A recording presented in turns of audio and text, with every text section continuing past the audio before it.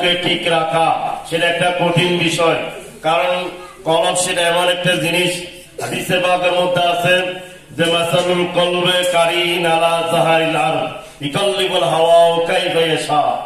কলব সেটা এমন একটা জিনিস, সেটা বিশাল একটা মাঠের মধ্যে মোরগের পালকের মতো।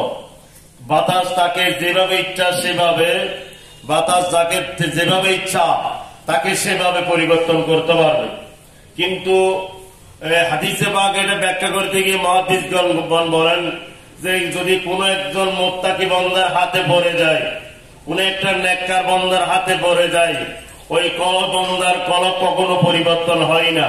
যেভাবে মোরগের পালক একটা পাথরের নিচে পড়লে মোরগের পালক কখনো পরিবর্তন হতে পারে না, এটা স্থির থেকে যায়। তদ্রূপ একজন মুত্তাকি বান্দার কাছে যদি পড়ে যায় ওই বান্দা, তাহলে বান্দার কলব কখনো পরিবর্তন হবে না। এটা আমি হাদিসটা এই জন্য বলেছি, এখানে দুইজন উপযুক্ত ওস্তাদ এখানে দরদ দিয়ে থাকেন, শিক্ষা দিয়ে থাকেন। একজন হচ্ছে আমার ছাত্র মাওলানা মোহাম্মদ হাফেজ ইদ্রিস, আরেকজন তার বড় ভাই আমার শ্রদ্ধেয় মাওলানা মোহাম্মদ ইসমাইল।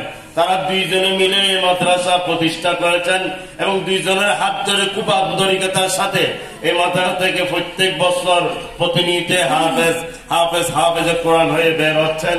এবং হাফেজ কোরআন সেটা অভিভাবকদের জন্য একটা বড় নিয়ামত।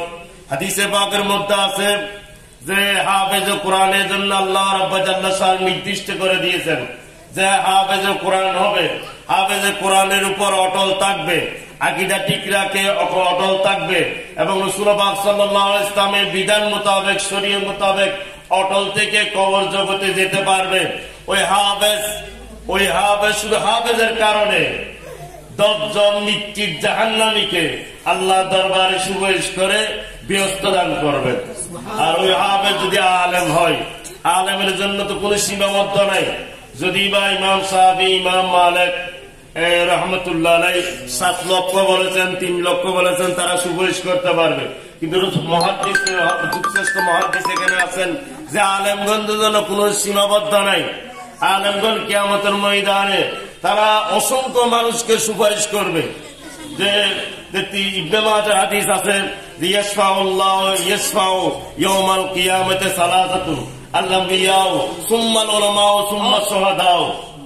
যে প্রথম আম্বিয়ায়ে কিরামগণ আল্লাহর দরবারে সুপারিশ করবে, এরপরে কথা বলছে আলেমগণ, এরপর শহীদগণ। যে তার সাথে সাথে যারা হাফেজে কোরআন হবে, সাথে সাথে যারা আলেম হবে, তারা আল্লাহর দরবারে তাদের সুপারিশ করার ক্ষেত্রে সর্বপ্রথম যাদের জন্য সুপারিশ করবেন তারা হচ্ছেন তাদের মা বাপ। কিন্তু তাদের মা বাপকে আল্লাহ কিয়ামতের ময়দানে আলাদা তাজিম করবেন, আলাদা সম্মান করবেন, তাদেরকে নূরের তাজ পরাবেন। তারা কিয়ামতের ময়দানে সমস্ত কিয়ামতবাসী থেকে আলাদা থাকবেন। সেজন্য যাদের অভিভাবকগণ আছেন, আপনারা কষ্ট করে আপনার ছেলেদেরকে যদি আলেম করেন এবং হাফেজ কোরআন করেন, এটা দুনিয়ার মধ্যেও ইজ্জত হবে এবং কবর জগতেও সেটা ইজ্জত হবে।